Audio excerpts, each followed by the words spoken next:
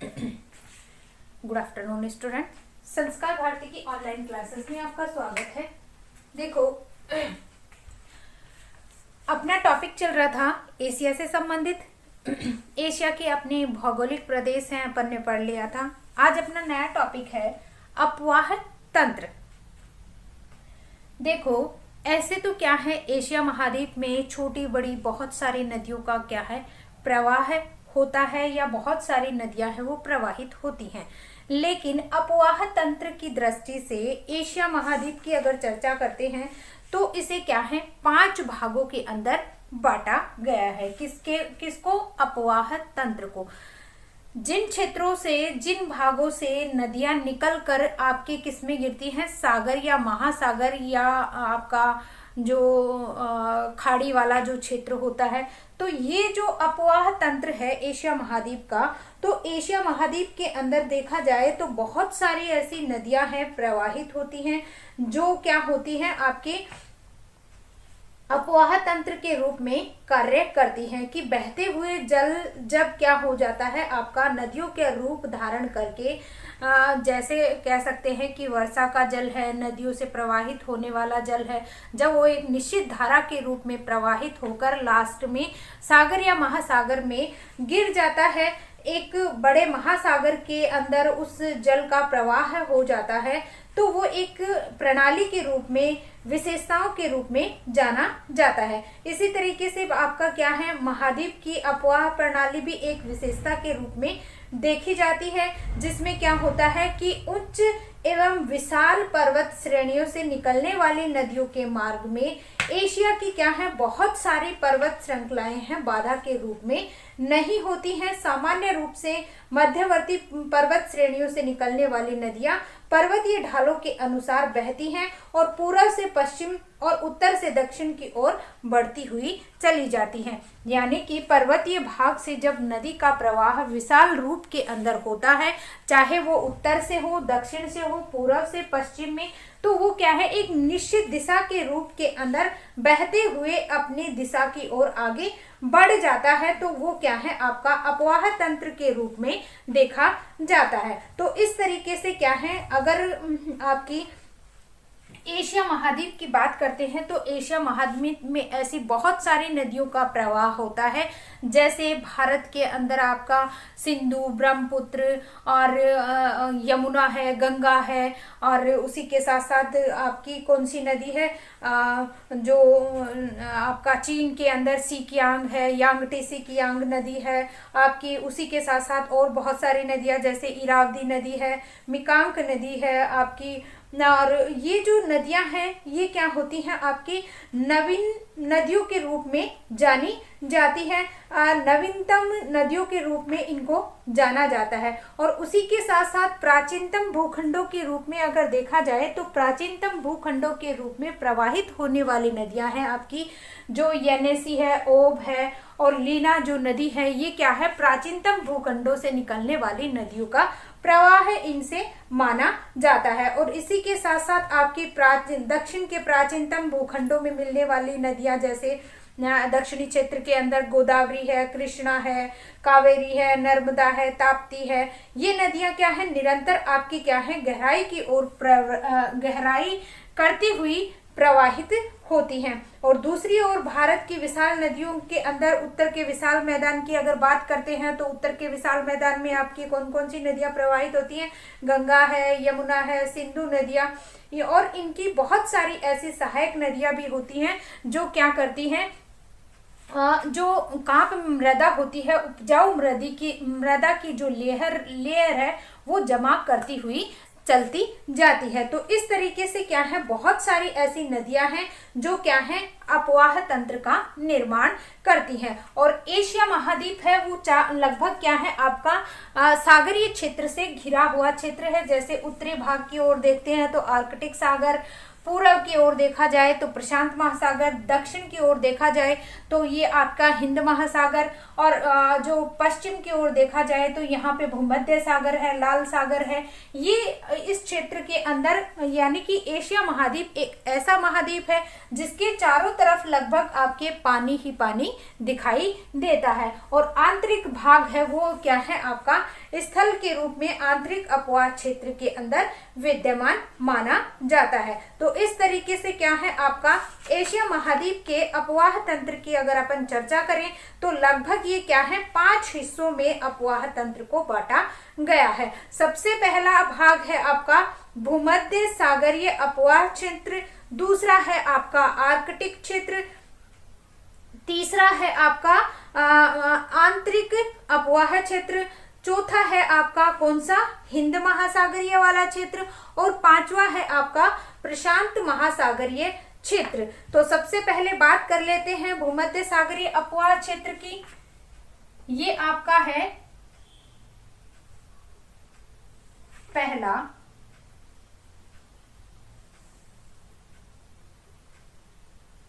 भूमध्य सागरीय अपवाह क्षेत्र। ठीक है, ये आपका पहला है भूमध्य सागरीय अपवाह क्षेत्र। दूसरा आता है आर्कटिक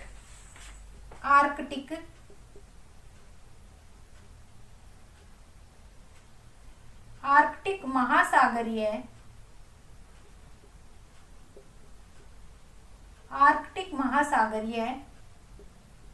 अपवाह तंत्र। ठीक है, उसके बाद आता है आपका प्रशांत महासागरीय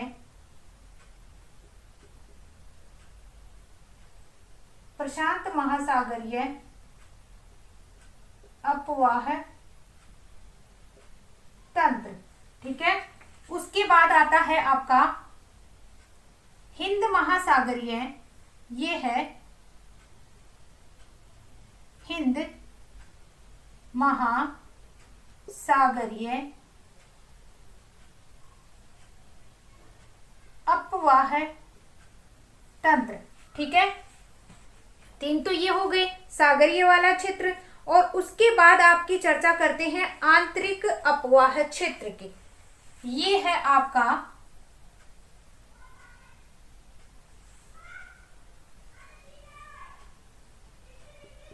आंतरिक अपवाह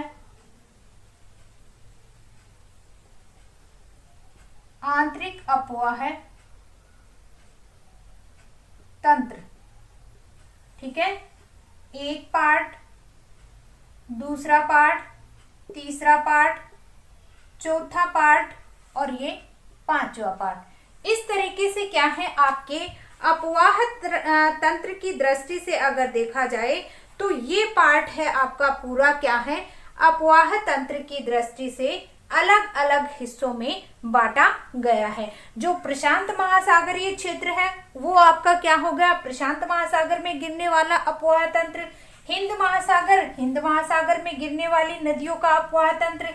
आंतरिक अपवाह तंत्र जो आपके स्थल भाग के अंदर ही क्या हो जाता है, नदियां जब बहती हैं और मैदानी भाग के अंदर ही क्या हो जाती है, आंतरिक अपवाह हो जाता है। तंत्र का जो नदियां प्रवाहित होती है वो अंदर ही क्या हो जाती है, सूख जाती है।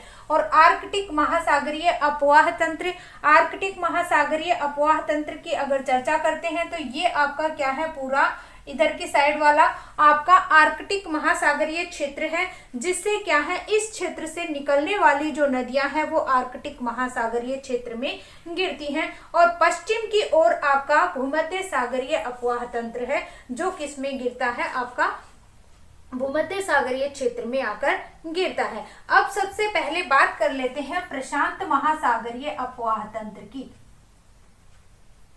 प्रशांत महासागरीय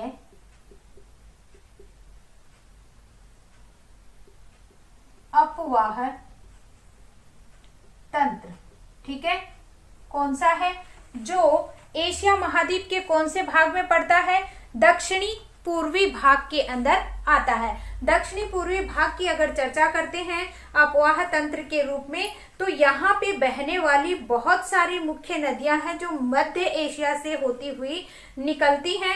मध्य एशिया की उच्च भूमि और पर्वत श्रेणियों से होकर पूर्व की ओर प्रशांत महासागर में गिरती हैं। कौन सी श्रेणियों में निकलती हैं? यहाँ पे मैंने आपको बताया था कि आपकी आपकी पामीर की गांठ जो पर्वतीय श्रृंखलाओं से निकलने वाली जो नदियां हैं वो कौन से भाग में आकर गिरती हैं? पूर्व भाग में प्रशांत महासागरीय तंत्र में आकर गिरती हैं। इसके अंदर अगर बात की जाए प्रशांत महासागरीय अपवाह क्षेत्र के अंदर, तो यहाँ की जो मुख्य नदियां हैं वो आपकी आमूर है, हांगो है, यांगटीसी कियांग है, सी कियांग है, मिकांग है, मिनांग है इत्यादि क्या है, इत्यादि नदियां हैं जो क्या है आपके प्रशांत महासागरीय क्षेत्र में आकर गिरती हैं। और इन नदियों में क्या है, आमूर की सहायक नदियां हैं उसूरी और सुंगारी जो नदियां हैं वो आमूर नदी की सहायक नदियां हैं। उसी के साथ साथ हांगो की सहायक नदी वीहो, फेन, ये जो नदियां हैं किस में आकर गिरती हैं? इत्यादि जो नदियां हैं प्रशांत महासागरीय क्षेत्र में आकर गिरती हैं। और इस क्षेत्र में है आपकी ये जो क्षेत्र है वो अपवाह की दृष्टि से आयताकार अपवाह तंत्र प्रणाली के रूप में दिखाई देता है। और इस क्षेत्र में जो यांगटीसी कियांग नदी अपनी सहायक नदियों के साथ कौन सा अपवाह तंत्र बनाती है? वृक्षीय अपवाह प्रणाली का क्या है, विकास करती हैं। और उसके साथ साथ इस क्षेत्र में जो नदियां मिलती हैं उनके द्वारा क्या किया जाता है, सिंचाई कार्य किया जाता है परिवहन की दृष्टि से। और उसी के साथ साथ ये क्या है आपके जितनी भी कृषि है, सिंचाई है, परिवहन है, इनके अंदर आपका महत्वपूर्ण योगदान प्रदान करती है। और इस क्षेत्र की अगर बात की जाए तो यहाँ पे इन नदियों के द्वारा ये क्षेत्र है जो आपका अपवाह तंत्र की दृष्टि से देखा जाए तो ये जो नदियां जब बहकर आती हैं तो उपजाऊ मैदान का निर्माण करती हैं।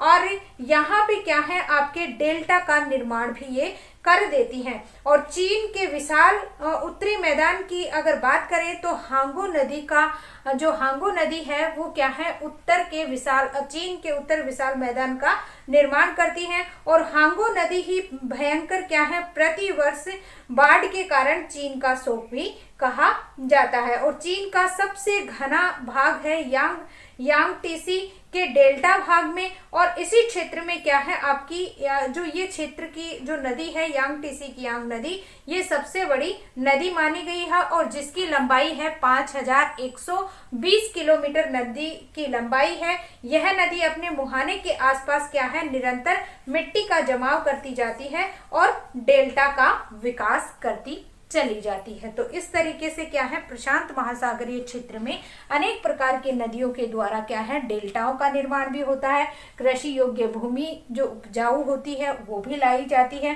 तो इस तरीके से प्रशांत महासागरीय अपवाह तंत्र का विकास होता है। तो बात कर लेते हैं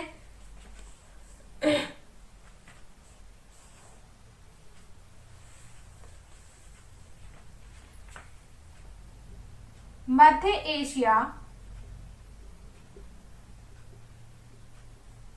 के उच्च व विशाल पर्वतीय भागों से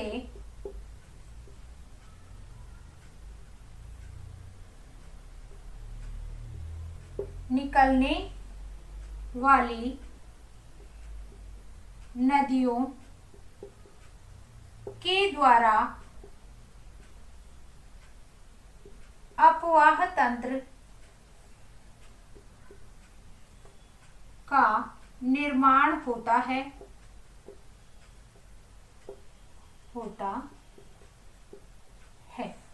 ठीक है। इसमें प्रमुख नदियां कौन सी हैं आपकी? प्रशांत महासागरीय तंत्र की प्रमुख नदी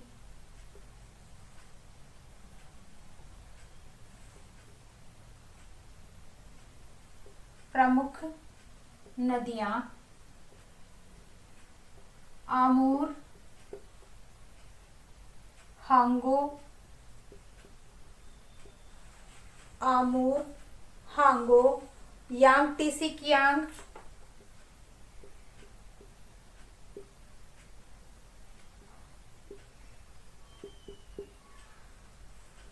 सीकियांग, मिकांग,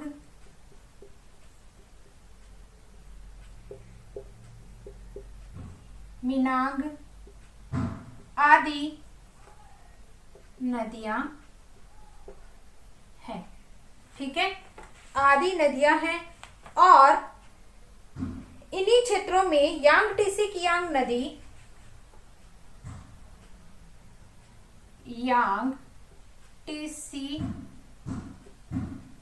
यांगटीसी कियांग नदी द्वारा विशाल मैदान का निर्माण किया जाता है। यह नदी यांगटीसी कियांग नदी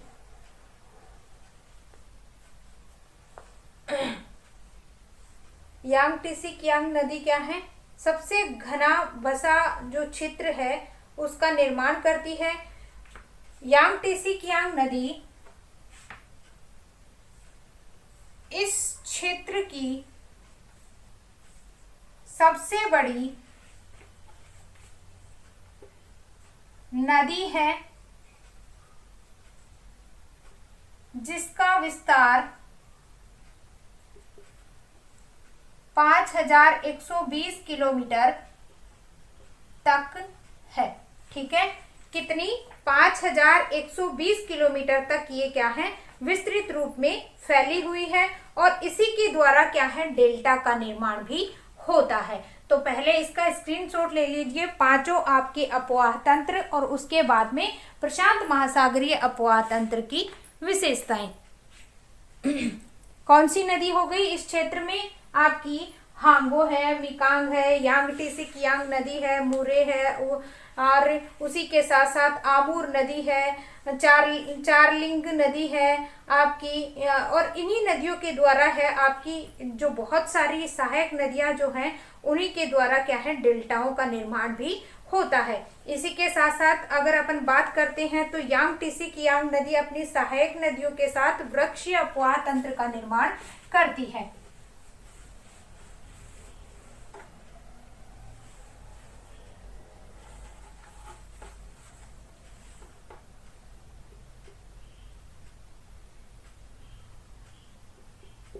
यांगटीसी कियांग नदी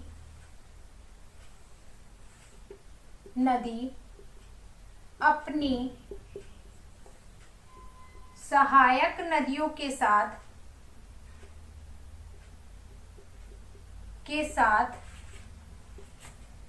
मिलकर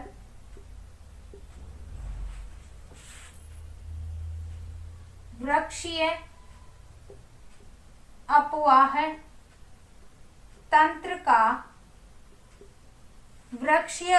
तंत्र का क्या करती है? निर्माण करती है, वृक्षीय अपवाह तंत्र का। और उसी के साथ साथ ये जो अपवाह तंत्र का जो निर्माण होता है, अपवाह प्रणाली या तंत्र का निर्माण करती है और सबसे अधिक उपजाऊ होने के साथ यह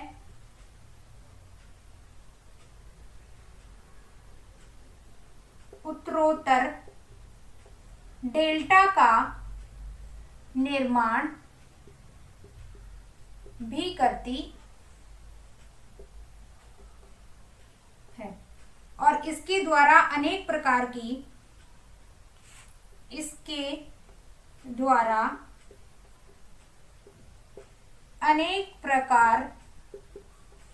की कृषि भी की जाती है। ठीक है, ये क्या है आपके कृषि से संबंधित या कह सकते हैं। और इसी क्षेत्र में बहने वाली हांगो नदी है चीन का शोक कहा जाता है। इसी में हांगहो नदी चीन का शोक कहा जाता है। चीन का शोक कहा जाता है क्योंकि इस क्षेत्र के अंदर क्या होती है, प्रतिवर्ष भयंकर बाढ़ के कारण क्या हो जाता है, पानी की अधिकता होने की वजह से ये क्या है, चीन का शोक कहलाती है। बहुत ज्यादा इसके अंदर बाढ़ आती है जिसके कारण ये चीन का शोक कहलाती है और चीन के अंदर बहुत ज्यादा नुकसान होता है। ये क्या हो गया आपका प्रशांत महासागरीय अपवाह तंत्र की, इसमें इतनी नदियां हैं आकर प्रवाहित होती हैं। बहुत सारी छोटी बड़ी नदियां भी इसके अंदर आकर गिरती हैं। जैसे इसी के साथ साथ आपकी फेन हो नदी है, चार्लिंग नदी है, मीन नदी है, हान नदी है। इनसे क्या है आपके बहुत सारी नदियों के साथ साथ आपका हांगो का अपवाह है और डोरा पर्वत है। सिनलिंग पर्वत श्रेणियों के निकट वाले भाग के अंदर भी क्या है, आयताकार अपवाह तंत्र का भी निर्माण है इसमें किया जाता है। दूसरा आता है आपका हिंद महासागरीय अपवाह क्षेत्र। दूसरा है हिंद महासागरीय अपवाह क्षेत्र।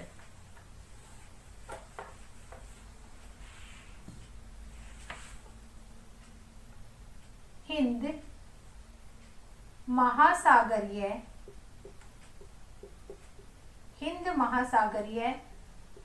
अपवाह तंत्र। ठीक है, दूसरा है आपका हिंद महासागरीय अपवाह क्षेत्र।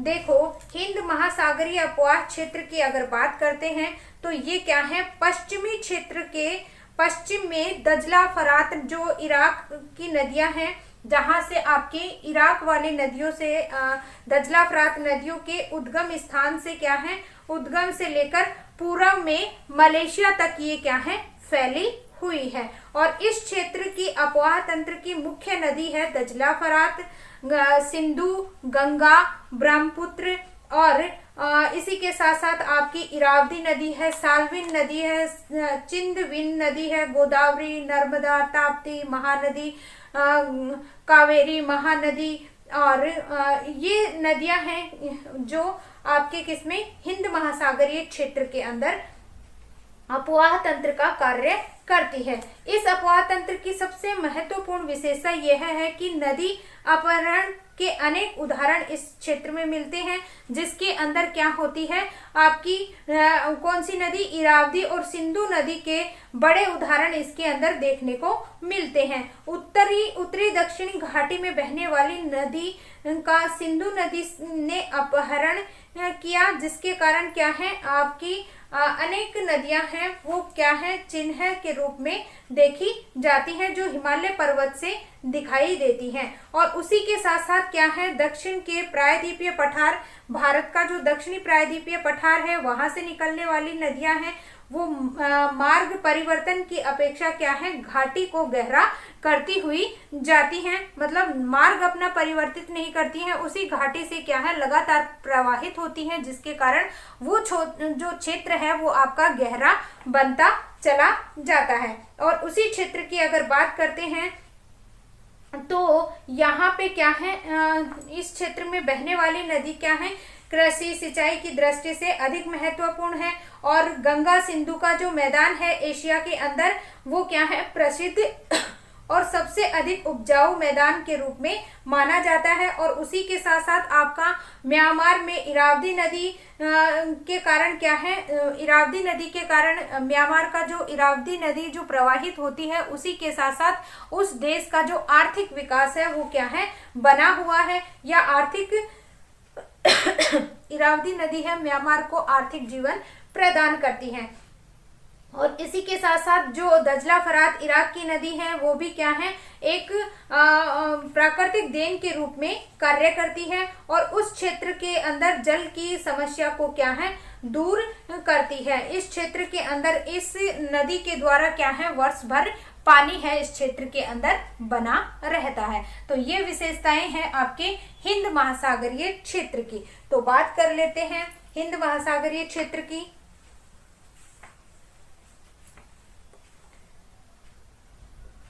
हिंद महासागरीय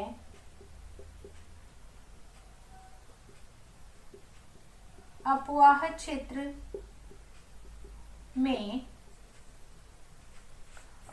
क्षेत्र में पश्चिम में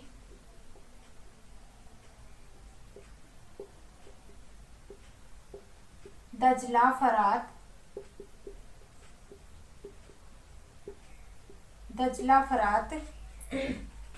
नदियों के उद्गम स्थान से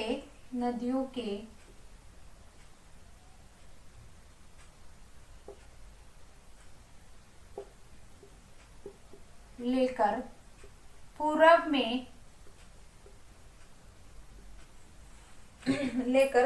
में मलेशिया तक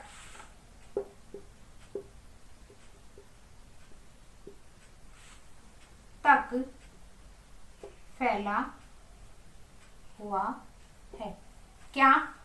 हिंद महासागरीय अपवाह तंत्र कहां से कहां तक? हिंद महासागर पश्चिम में दजला फरात से लेकर आपका मलेशिया तक ये अपवाह तंत्र है फैला हुआ है। इसमें अगर बात करते हैं तो इसके अंदर मुख्य नदियां इस क्षेत्र की प्रमुख नदियां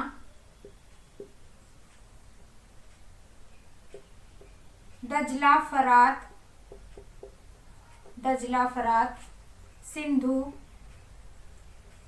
गंगा, ब्रह्मपुत्र,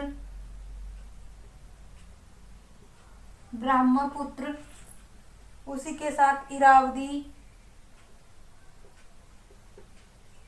सालविन, चिंदविन, गोदावरी, नर्मदा,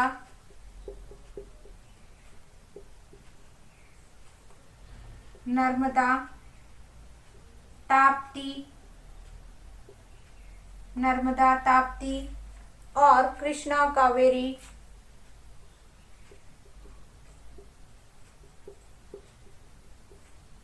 महानदी आदि आती है। किस क्षेत्र में? हिंद महासागरीय अपवाह तंत्र के अंदर ये नदियां आती है और इन अपवाह तंत्र के द्वारा ही क्या है आपकी इन अपवाह तंत्र के द्वारा क्या होता है आपका जो मैदानी क्षेत्र है वो क्या है, कृषि योग्य देखने को मिलता है, या कह सकते हैं कि इन नदियों की द्वारा ही क्या है, कृषि सिंचाई की दृष्टि से अधिक महत्वपूर्ण माना जाता है। और गंगा और सिंधु का मैदान एशिया में, इसका स्क्रीनशॉट ले लीजिए पहले।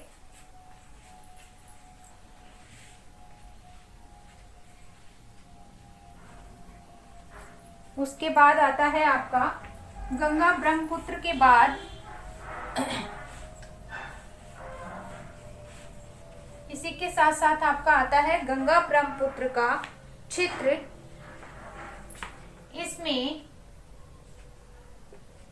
गंगा ब्रह्मपुत्र, गंगा सिंधु व ब्रह्मपुत्र का मैदान, गंगा ब्रह्मपुत्र का मैदान विश्व प्रसिद्ध उपजाऊ क्षेत्र माना जाता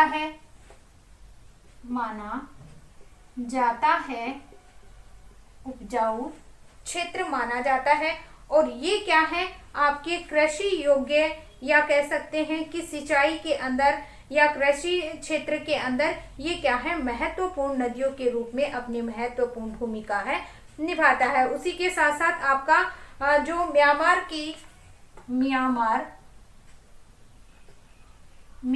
की